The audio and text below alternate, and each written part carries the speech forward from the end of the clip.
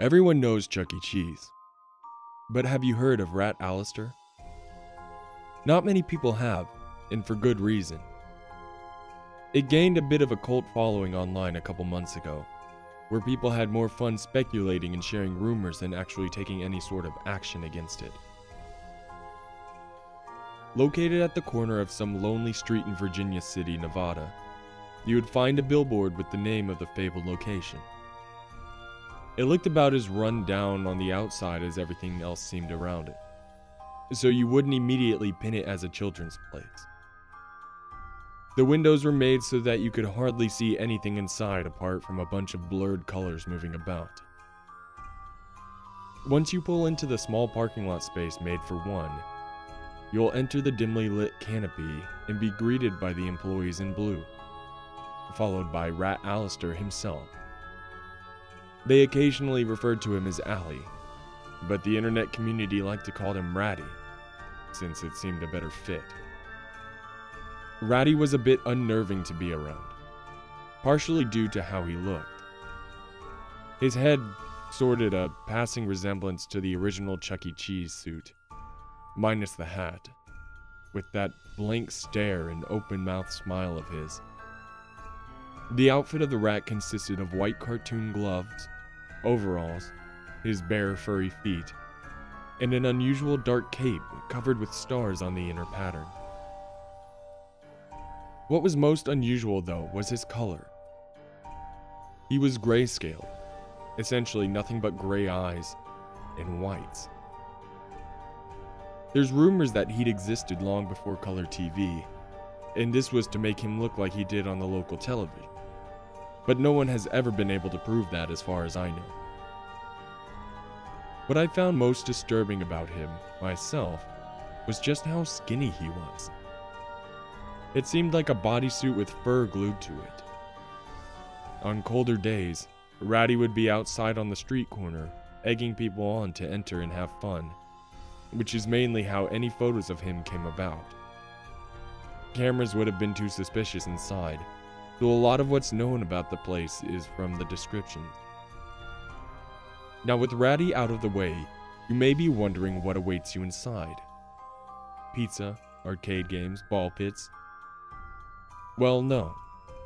You see, this is as cheap as it can get. They actually did have a ball pit, but it's about as small as you can make them. About 5 by 10 feet in length, like a small pool. As for games, they had things like a dartboard with unusually sharp darts for kids. There was also a small hoop with a basketball, which is hardly playable in the small building. A whiteboard with markers provides probably the most entertainment as long as there's no profanity. They frown upon that. There's a TV that constantly fills the room with the sound of your usual all-cartoon channels. And lastly, a computer that they had advertised as offering plenty of digital entertainment. When you're playing for points, a phrase they like to frequently use, the employees are there to monitor your progress and give you tickets that you're supposed to trade in the back for prizes. It sounds like a lot of competition for Chucky, doesn't it? Yeah, it sucks. There's probably more entertaining rats in the alley. No one knows why a place this shitty is even around. Of course, the obvious one comes up a lot. This is probably some poor attempt by a pedophile to lure kids in to do God knows what, which is evidenced by some reports that Ratty can get a little too close for comfort. To get your attention, he or the other employees are known to quickly grab onto both of your shoulders and greet you in a cartoonishly peppy voice, proudly exclaiming things like, "Are you having fun?" Not to mention, Ratty has, at least according to those with this theory, touched the bottoms of various kids. Keep in mind that anyone who cites this claim has never experienced it firsthand. It's just some bullshit story that keeps getting brought up, and no one knows the source. Though I don't entirely dismiss it.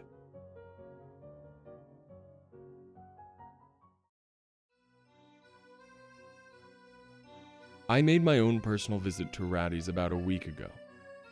I hadn't found the time to write this experience down due to work kicking my ass, but Now I feel is a good time to share. I pulled up, and everything was as people described it to me. Dimly lit, happy employees, and the rat himself even greeted me. It was on par with a waiting room for some office building. Probably big enough to hold a party, but as you'd expect, not exactly the most ideal place for fun and games. When I entered, there were a couple of kids who I figured were dropped off by their obviously uninitiated parents. One of them, a blonde little boy, had been guided into a dark back room with an employee. So it was just me and the Asian kid. Ratty seemed a little, well, it's hard to say. It seemed like he was forcing his joy. People like to joke that he was Krusty the Clown as a rat, but even Krusty was a bit peppy when he needed to be. Ratty was sitting at the couch near the entrance, staring at the wall ahead of him. Eventually I cracked and popped the question when there was silence in the room. So, Mr. Aleister, I started, initially avoiding the internet pet name he'd received. How are you feeling today? They don't like me here anymore, Ratty replied blankly, his head lowered slightly. I looked back to the one kid who seemed to be looking over at us, but quickly turned back to his doodling once I looked at him. He was just drawing what looked like a dog playing baseball. I looked to Ratty, who continued to stare at the wall. I decided to stick around, making sure the kid didn't get too freaked out by this during his stay, and hoping that the bouncy personality this place was known for would show itself eventually. As is, this was a bit depressing. The kid and I had our own competition with the darts, and I taught him how to aim, which led to him getting most of the tickets. Although I did let him win a number of times, just to keep him smiling. I gave him all of mine since, hell, I had no reason to think they'd be a worthwhile prize in a place like this, but they probably would be enough for the kids. The computer that supposedly offered plenty of entertainment was a computer without internet connection, so all it had were a few pre-installed PC games.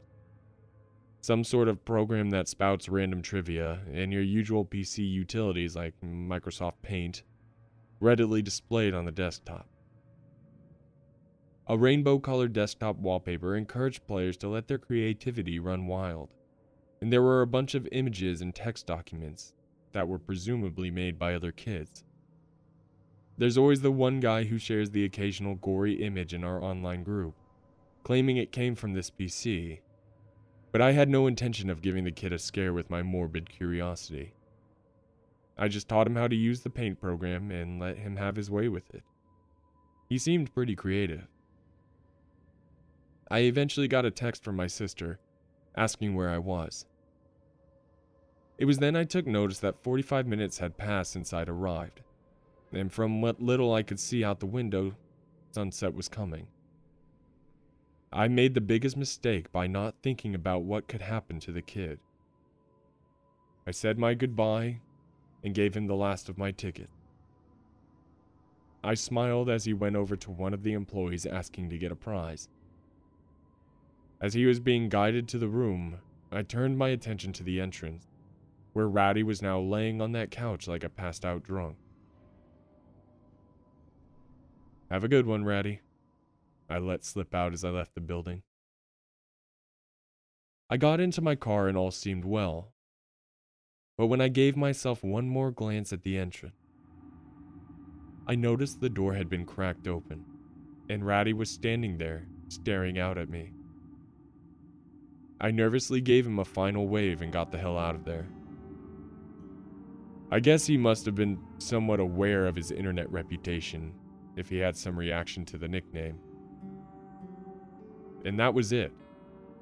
I went on about my night, and life carried on as usual. I shared some bits of the experience I could immediately remember with the Ratty community, and while some debated about bits of it, like my story, it seemed clear what was happening. I must have come in a bit late on the whole craze, because things looked to be dying down. Maybe it was the amount of shaming he got from the internet community that did it, or maybe it was starting to sink in that the business was failed from the start. For all I knew, I'd end up being their last customer. I said before that now was a good time to share my experience, and there's a reason for why. I work at a convenience store a bit of a drive from the Aleister. There was an Asian woman who came into our store the morning after I'd gone to the place. She was in tears, asking if we'd seen her son or his little blonde friend. Apparently, she dropped them off at some daycare nearby yesterday morning, and they were missing when she came back for them. The people working there had no idea where they could have gone. She suspected kidnapping. I can't say for certain that the connection is there, but that was a blonde boy and an Asian boy in Rat Aleister. And the last time I saw them was when they entered the prize room. This is a bit alarming because I went over what happened. I never recall seeing the one kid leave the room in that hour, and the other kid went in there as I left. No one in the internet community has had the patience or tolerance to stick around long enough to enter that room themselves. So God only knows what happens back there. I regrettably told the woman what I'd seen and where. When asked what I was doing at such a godforsaken place, I lied and said that I was suspicious after hearing some rumors about it. Within only a couple of days, the place had been cleared out by the police, and any employee they could find had been taken in for questioning. It seemed like Ratty could be put behind bars. But I feel like there's still unfinished business. You see, any employee they could find was arrested, but none of them seemed to be the one in the Ratty costume, who is presumably the founder of this sick place. What's worse is that just today, someone online has claimed to spot a rat costume in gray clothing and cape in Sunnyside, Washington, just about on the other side of the US.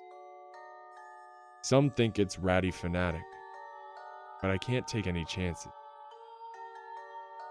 It's possible that Rat Aleister'S Pen may be relocating, and I fear for the children who wander into his place unaware of what they're getting themselves into. I know that you can't trust everything you read on the internet, but just have some common sense. Don't let your children near a place like Rat Aleister's.